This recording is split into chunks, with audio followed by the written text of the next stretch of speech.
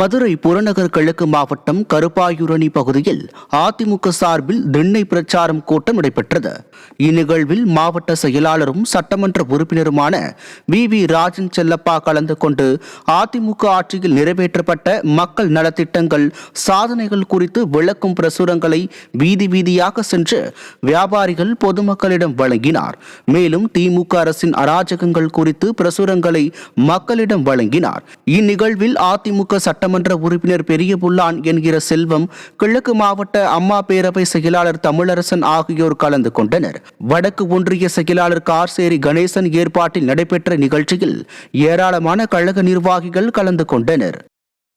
ஒரு நாளைக்கு 12 பாலியல் குற்றச்சாட்டு நடக்கும் என்பதை நம்முடைய எடப்பாடியார் நேற்று இதில் மிக தெளிவாக சுட்டி காட்டியிருக்கிறார். சட்டம் ஒழுங்கு கெட்டு போய் கிடக்கிறது, திட்டங்கள் ஏதும் இல்லை.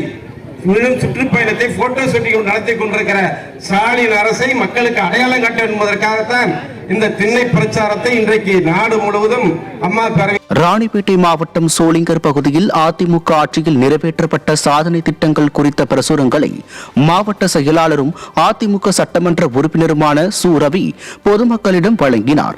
சோளிங்கர் பேருந்து நிலையத்தில் இருந்து அண்ணா சிலை, பஜார் வீதி என நகரின் முக்கிய இடங்களில் வீதி வீதியாக சென்று அதிமுக ஆட்சியின் சாதனைகள் மற்றும் திமுக ஆட்சியின் அராஜகம் குறித்த விளக்கவுரை பிரசுரங்கள் வழங்கப்பட்டது.